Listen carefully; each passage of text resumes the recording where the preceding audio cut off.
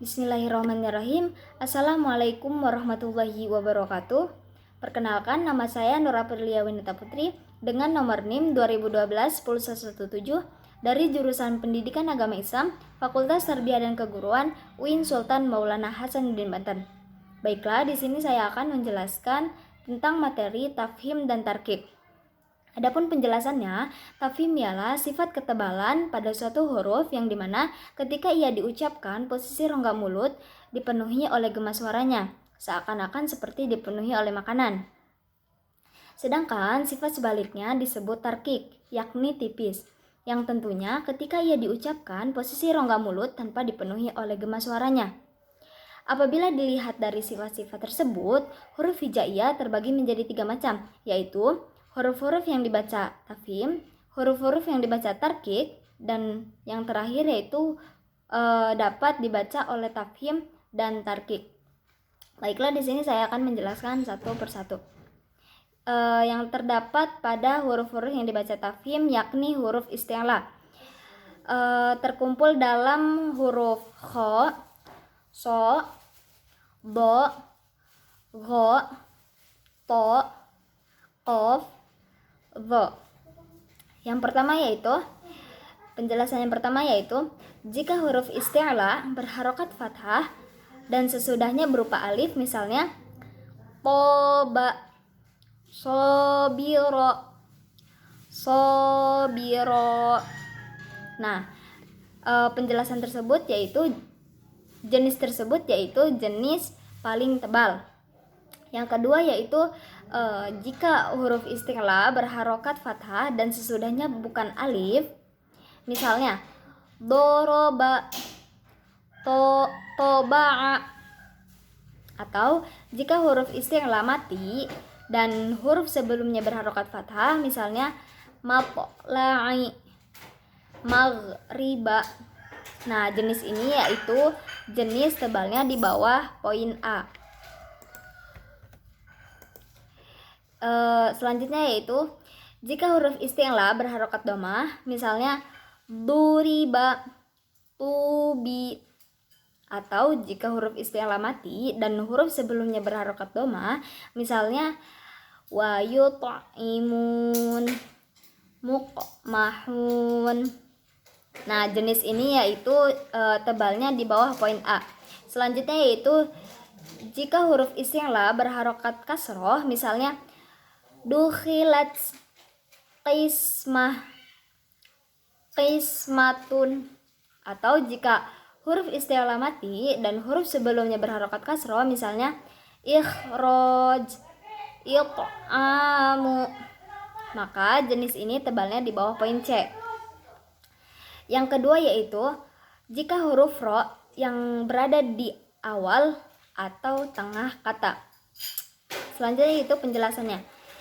Yang pertama yaitu jika huruf ro berharokat fathah, misalnya aro'aita, rohmah. Selanjutnya jika huruf ro berharokat domah, misalnya ruziqu, kafaru. Selanjutnya jika ada huruf ro mati terletak sesudah huruf yang berharokat fathah, misalnya arsalna, arsalna. Selanjutnya jika ada huruf ro mati terletak sesudah huruf yang berharokat domah, misalnya yurzakun, yurzakun. Selanjutnya yaitu jika ada huruf ro mati terletak sesudah huruf yang berharokat kasroh atau aridah atau tidak asli, misalnya irji'i, irka'u. Selanjutnya jika ada huruf ro mati terletak sesudah huruf berharokat kasroh atau baik aridah maupun asliyah yang berada di akhir kata sebelumnya, misalnya inirtabtum, Rabbirhamhuma. Selanjutnya yaitu jika sebelum huruf ro mati berupa huruf yang berharokat kasroh asliyah dan sesudahnya berupa huruf isti'la yang tidak berharokat kasroh, misalnya qirqos, qirqos, firqah, labil mirsad. Selanjutnya yaitu pada huruf ro berada di akhir kata, yaitu jika huruf ro mati baik asliyah atau aridah terletak sesudah huruf yang berharokat fathah, misalnya wal qamaro, wala tadhar, wanhar, yang diwakafkan atau di antara keduanya dipisah huruf shahih mati, misalnya wal asr, yang diwakafkan.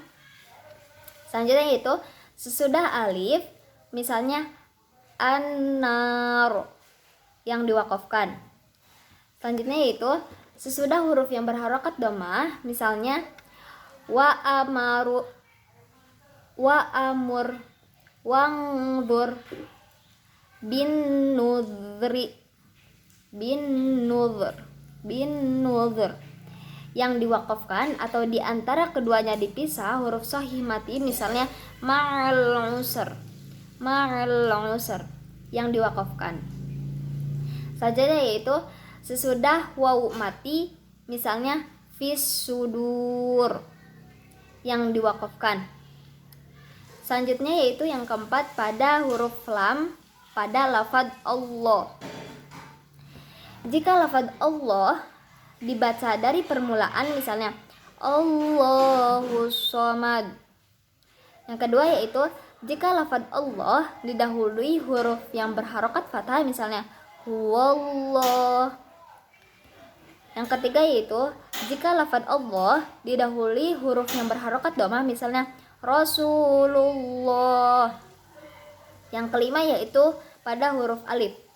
Jika alif terletak sesudah huruf isti'la, misalnya qala.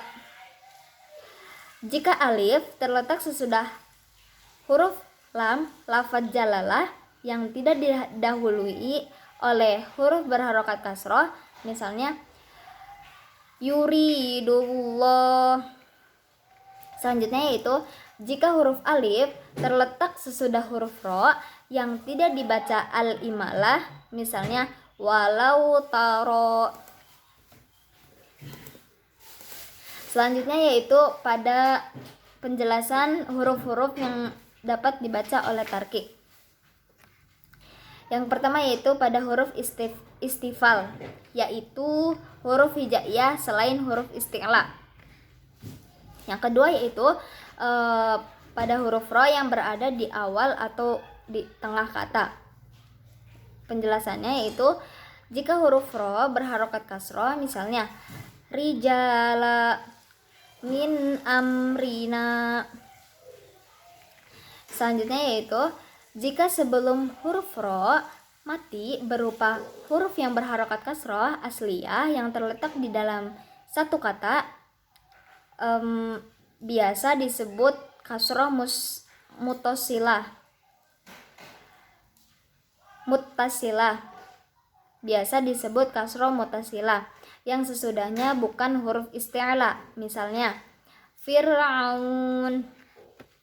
Selanjutnya yaitu jika huruf ro yang berada di akhir kata, yaitu jika huruf ro mati baik asli maupun arid atau tidak asli sesudah huruf berharokat kasroh, misalnya fatohar, fakabir,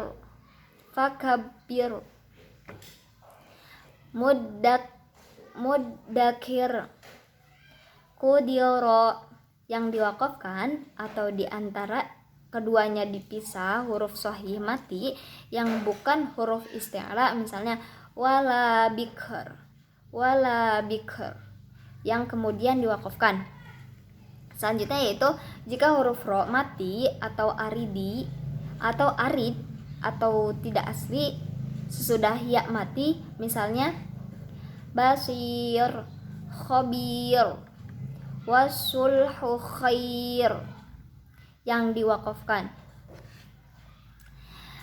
Yang keempat yaitu huruf lam pada lafadz Allah jalalah. Jika sebelum lafadz Allah didahului huruf yang berharokat kasroh, misalnya wa may yattaqillah. Selanjutnya yaitu huruf alif. Jika alif tidak terletak sesudah huruf isti'la dan tidak terletak sesudah lam pada lafadz Allah, misalnya la roib. Selanjutnya yaitu pada penjelasan yang dapat dibaca tafhim atau tarkik. Yang pertama yaitu pada huruf ro di tengah kata.